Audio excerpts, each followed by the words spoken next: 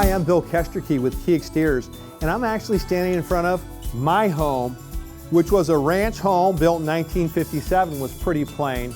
Well, after living in the home a couple years, I decided to remodel it. One of the other products we changed out of my home were all the doors.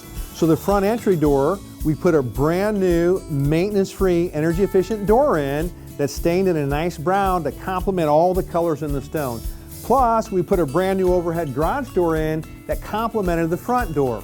In the exterior of the home, we actually took out 2 windows, built a new frame, and put in an 8-foot, 2-light sliding patio door, which is very energy efficient. Plus, it lets us go out to the backyard really easily. It's beautiful on the home.